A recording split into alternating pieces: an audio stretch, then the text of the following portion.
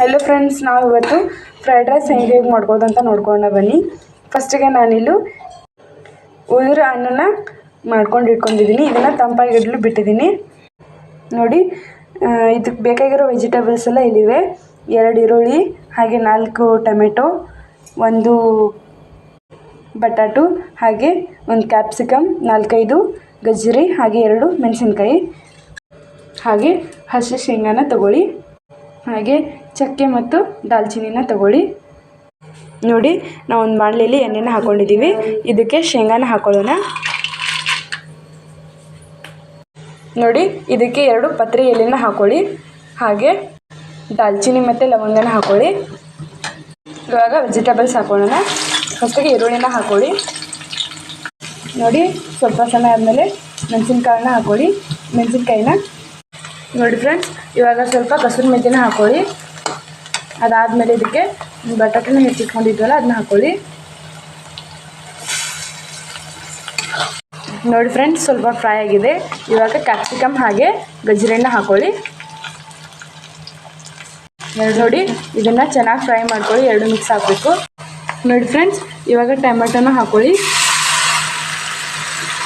ನೋಡಿ ಫ್ರೆಂಡ್ಸ್, ಇವಾಗ ಇದನ್ನ ಸ್ವಲ್ಪ ಫ್ರೈ ಮಾಡ್ಕೊಳ್ಳಿ.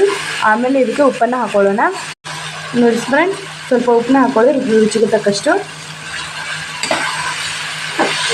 ನೋಡಿ, ಇದಕ್ಕೆ ಇವಾಗ ಸ್ವಲ್ಪ ಧನಿಯಾ ಪೌಡ್ರನ್ನ ಹಾಕೊಳ್ಳೋಣ, ಹಾಗೆ ಜೀರಿಗೆ ಪೌಡ್ರನ್ನ ಹಾಕೊಳ್ಳೋಣ. ನೋಡಿ, ಇವಾಗ ಇದಕ್ಕೆ 2 ಸ್ಪೂನಷ್ಟು ಅಚ್ಚ ಖಾರದ ಪುಡಿನ ಹಾಕೊಳ್ಳಿ. ನೋಡಿ ಫ್ರೆಂಡ್ಸ್, ಇವಾಗ ಇದನ್ನು ಚೆನ್ನಾಗಿ ಮಿಕ್ಸ್ ಮಾಡ್ಕೊಳ್ಳಿ, ಎಲ್ಲ ಮಿಕ್ಸ್ ಆಗೋ ರೀತಿ. ನೋಡಿ, ಇವಾಗ ಇದಕ್ಕೆ ಸ್ವಲ್ಪ ಗ್ರೀನ್ ಚಿಲ್ಲಿ ಸಾಸ್ನ ಹಾಕೊಳ್ಳೋಣ. ನೋಡಿ, ಅದನ್ನು ಇವಾಗ ಚೆನ್ನಾಗಿ ಫ್ರೈ ಮಾಡ್ಕೊಳ್ಳಿ. ಅದ್ರ ಹಸಿ ವಾಸನೆ ಎಲ್ಲ ಹೋಗಬೇಕು. ನೋಡಿ, ಇವಾಗ ಸ್ವಲ್ಪ ರೆಡ್ ಚಿಲ್ಲಿನ ಹಾಕೊಳ್ಳೋಣ. ಇವಾಗ ಇದಕ್ಕೆ ಸ್ವಲ್ಪ ಡಾರ್ಕ್ ಸೋಯಾ ಸಾಸ್ನ ಹಾಕೊಳ್ಳೋಣ.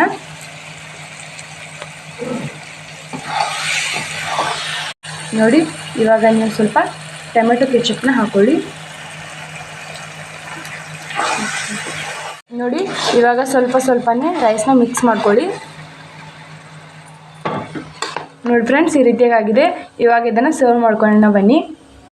ನೋಡಿ ಫ್ರೆಂಡ್ಸ್, ಇವಾಗ ಟೇಸ್ಟ್ ಮಾಡಿ ನೋಡೋಣ ಬನ್ನಿ. ನೋಡಿ ಫ್ರೆಂಡ್ಸ್, ತುಂಬ ಚೆನ್ನಾಗಾಗಿದೆ. ನೀವು ಕೂಡ ಮನೇಲಿ ಟ್ರೈ ಮಾಡಿ ನೋಡಿ. ಹೇಗಾಗಿದೆ ಅಂತ ಕಮೆಂಟ್ ಮೂಲಕ ತಿಳಿಸಿ. ಬಾಯ್.